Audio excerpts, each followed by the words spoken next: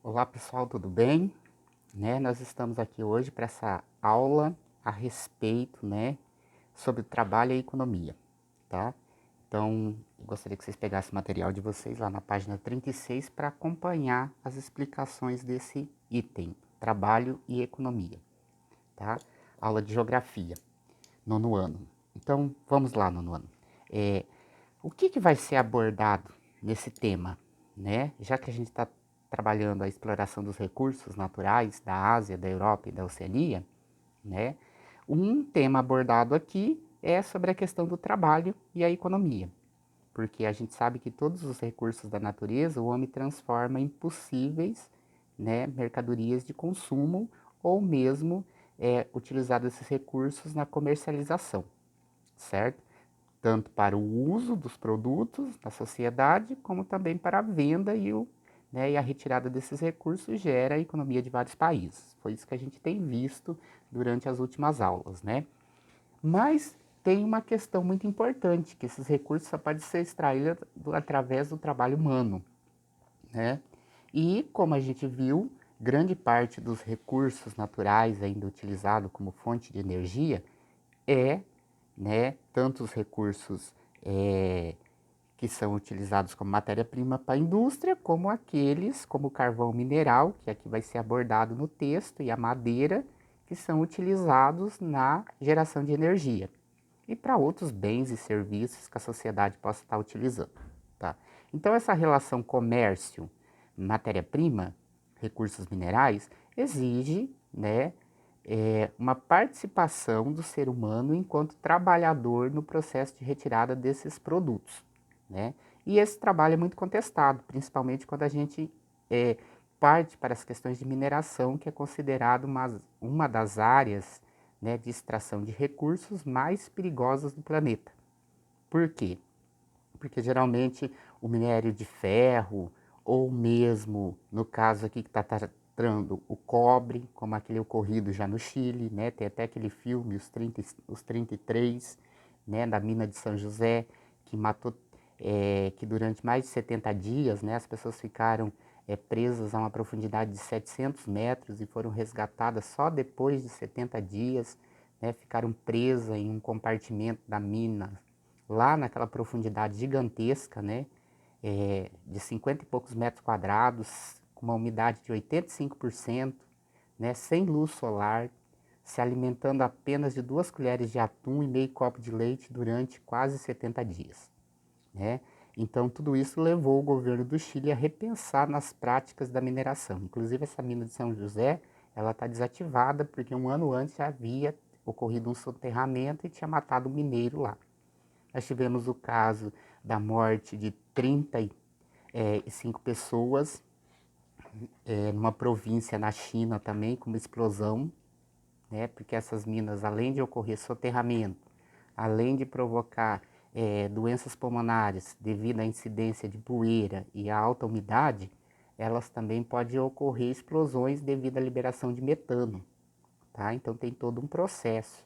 Na África do Sul mesmo, a gente não está tratando aqui da África, mas só para lembrar, nas extrações de diamante a 1.200 metros de profundidade, existem compartimentos, existem áreas específicas com filtros de água, com ventilação, que permite, no caso de acidente ou de risco de acidente, quando o alarme toca, as pessoas correm para esses abrigos que têm mais acesso para serem depois retiradas de lá. Então, assim, o número de pessoas que morrem, principalmente nas extrações de carvão e de outros minérios em grande profundidade, que precisa da ação humana ali junto com as máquinas, é muito elevado, né? E isso já é uma coisa histórica, Porque desde o século XVII ao século XIX começaram na Inglaterra os primeiros movimentos, dos trabalhadores, por redução da jornada de trabalho nessas minas, pela não participação das crianças nessas atividades. Como vocês podem ver lá na primeira imagem da página 36, vocês estão vendo lá os mineiros trabalhando em um túnel extremamente baixo, então eles têm que trabalhar gatinhando pelo túnel para empurrar os carrinhos que levam o minério até a superfície.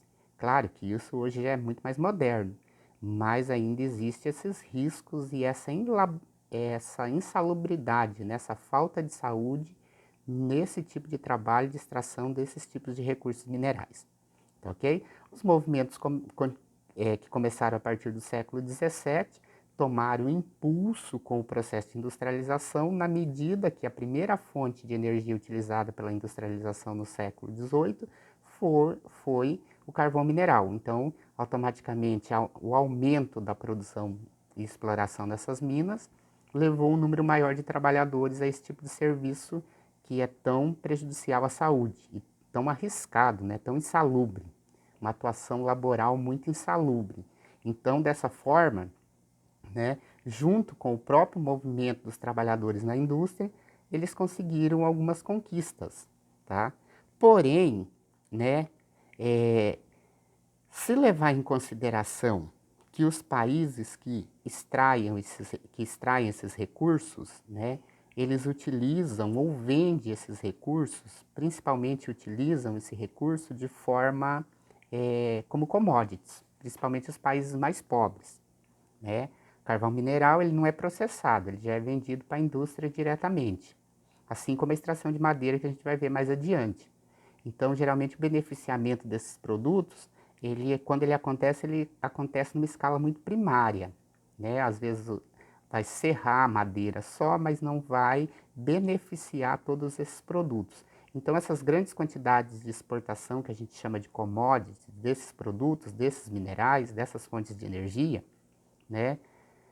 Por ainda estar, por não ter desenvolvido uma tecnologia muito grande em torno do beneficiamento desse tipo de matéria, acaba levando a uma falta de infraestrutura nessas minas, né? Então, por isso que ainda se torna uma extração muito insalubre, muito perigosa. No que diz respeito à legislação, há um aumento das legislações, mas ainda o número de mortos e de produtos que são utilizados na extração, né, como às vezes precisa explodir os túneis, né, a liberação de metano, a questão de soterramento de mineiros, como aconteceu recentemente, matando 3 mineiros.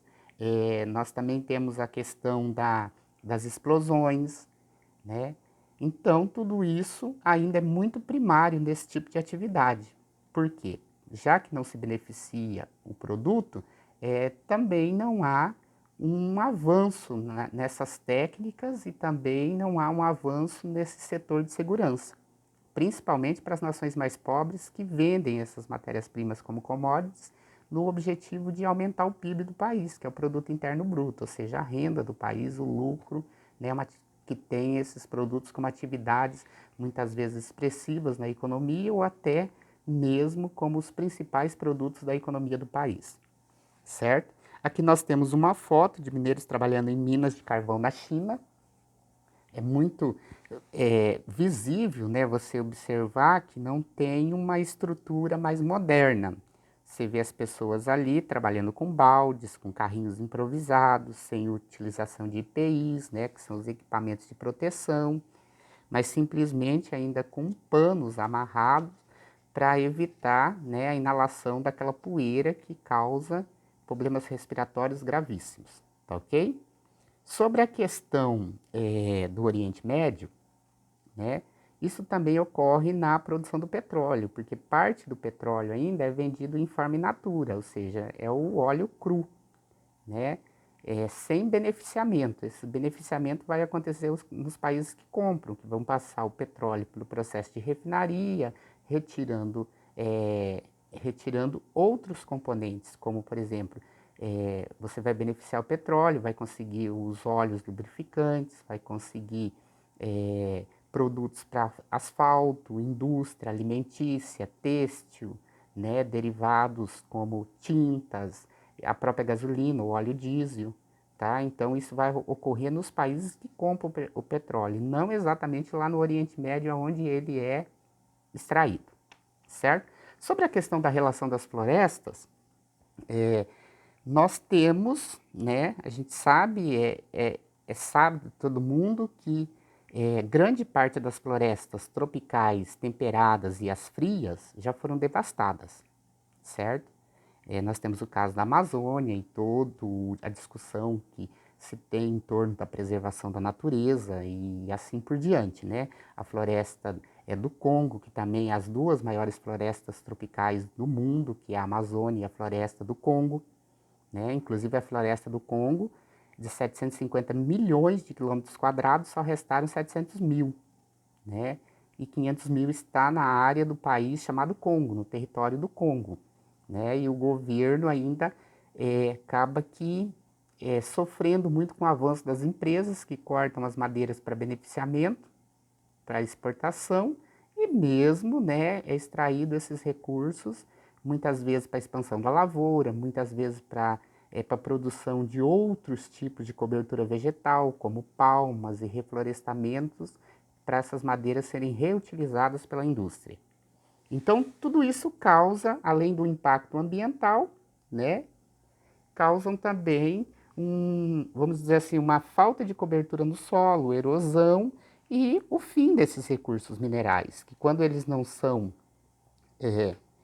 eles não são extraídos, no caso os recursos florestais, quando eles não são extraídos de forma sustentáveis, né, que você aproveita os recursos que a floresta pode te dar, mas sem destruí-la, você acaba levando, né, ao esgotamento desses recursos naturais. E esses países de economia muito frágeis, para o futuro, acaba que ficando sem a condição de utilizar esses recursos devido ao seu esgotamento. Então, o que se projeta para esses países para o futuro, né? Já que eles sobrevivem, parte da economia deles ou totalmente sobrevive da exportação desses minérios ou mesmo desses recursos florestais, certo?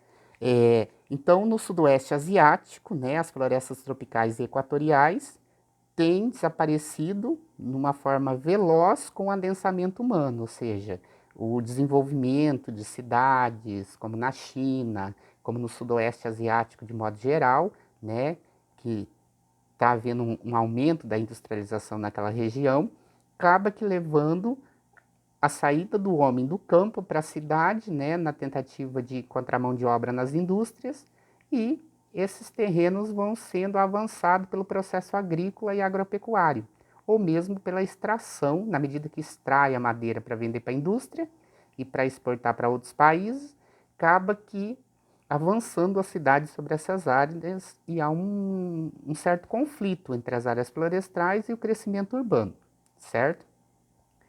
Na floresta de taiga, nas regiões mais geladas, né, principalmente na Rússia, essa floresta está sendo amplamente devastada, né, no caso da Rússia, para a produção de papel e celulose.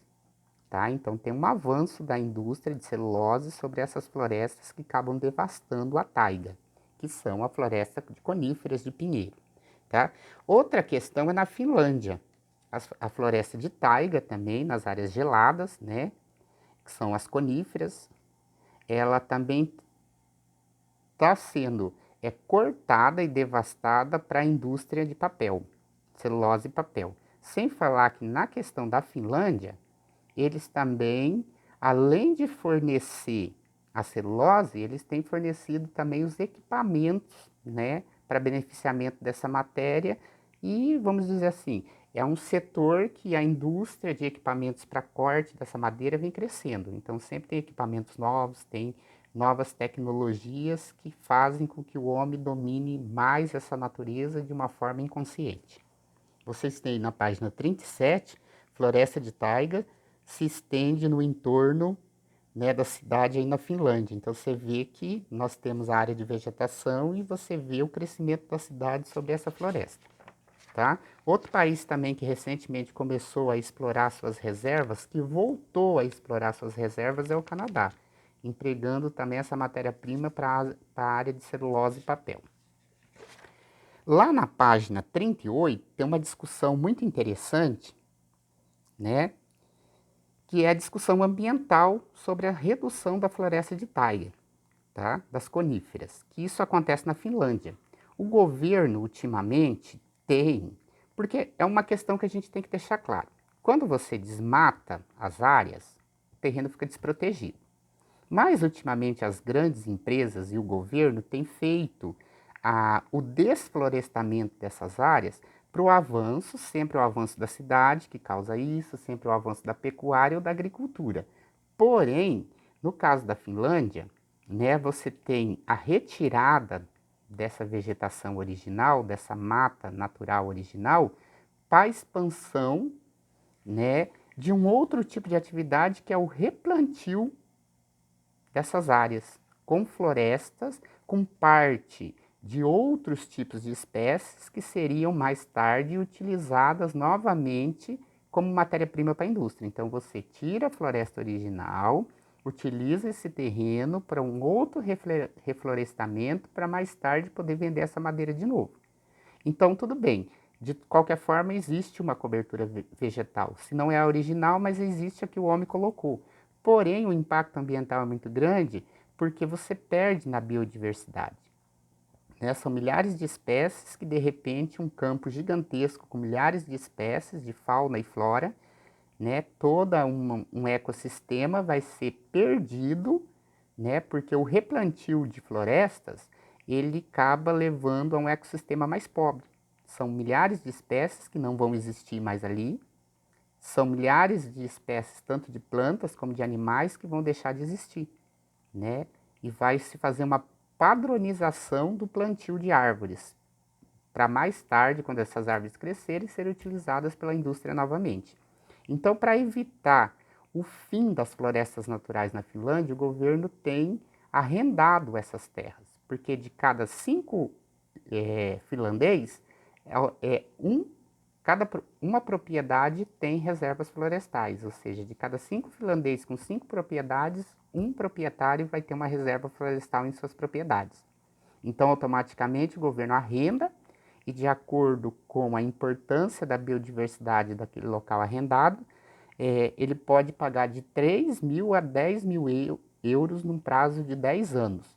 E após esse prazo, a pessoa pode voltar a explorar a área, pode voltar a fazer o acordo de novo, o arrendamento com o governo, ou então ela pode optar em vender essa área para o governo, né? E a partir do momento que o governo compra essas áreas, se transformam em parques nacionais com a tentativa de proteger essa floresta original, natural, porque as outras áreas que já foram devastadas, mesmo ocorrendo reflorestamento, elas não conseguem recuperar toda a biodiversidade e todas as espécies de plantas que existiam na região, certo? Isso é uma preocupação, né? Porque, de certa forma, você tem a cobertura vegetal, mas não é original. E aí acarreta a perca da biodiversidade, tá? Na Indonésia, na Finlândia e em países da Península da Indochina, como o Vietnã, o Laos, o Camboja, Tailândia e Mianmar, está acontecendo uma devastação muito acelerada, principalmente porque essa matéria-prima está sendo vendida para o Japão e a China. E a China hoje é o maior consumidor de madeira dessas regiões subtropicais, tá? Causando um impacto ambiental para essas populações enormes. Por quê? Na verdade, não é a China e o Japão que explora, mas na medida que eles absorvem a madeira, a matéria-prima vindo desses países de economias mais fragilizadas, mais pobres, porque esses países também têm que explorar esses recursos para poder garantir a sua economia. E ao mesmo tempo, esses países ricos como China e Japão compram essa madeira, né? Então, de certa forma, eles atuam também nesse processo de desmatamento, porque se eles não comprassem o tanto que eles compram, com certeza esses países explorariam menos, tá? A China executou em 1999 a 2013 o maior projeto de reflorestamento que o mundo já viu. Foram reflorestados 280 milhões de hectares, ou seja, o equivalente ao estado de São Paulo. Nesse reflorestamento, parte das árvores foram plantadas com o objetivo de recorte no futuro, quando elas crescerem, para ser extraída e utilizar pela indústria, e parte são de vegetação nativa, para tentar manter a cobertura vegetal nessas áreas. Então já se pensou num processo assim mais diversificado e ao mesmo tempo, vamos dizer assim, um manejo que permite a manutenção dessa cobertura vegetal, ou seja, um desenvolvimento mais sustentável, tá? Esse projeto foi financiado, né, financiou os agricultores locais, ensinaram eles a plantar as espécies, também doou-se as mudas, né, de espécies nativas e ensinou as técnicas de plantio para a população que acabou reflorestando essa gigantesca área, tá ok? Você tem duas imagens ali, uma área de reflorestamento na China em 2010, já uma região reflorestada, recuperada, lembrando que mesmo que depois de reflorestada, toda a biodiversidade que existia ali não vai ser recuperada mais, né? Existe uma realocação, né, de todo aquele ecossistema que agora já é totalmente diferente do original. E do outro lado, né, na parte esquerda, você vê uma área de desmatamento ilegal na Indonésia, coisa que ocorre muito nos países de economias mais pobres, né? Você tem uma população que encontra serviço nessas áreas ilegais, desmatamento ilegal, venda de terrenos ilegais, onde foram feitos esses desmatamentos, né, contrabando de madeira. Então sempre vão ter empresas optando por esse lado e a falta de fiscalização e recursos do governo não permite controlar esse avanço, né, desse processo de desmatamento. Ok, pessoal?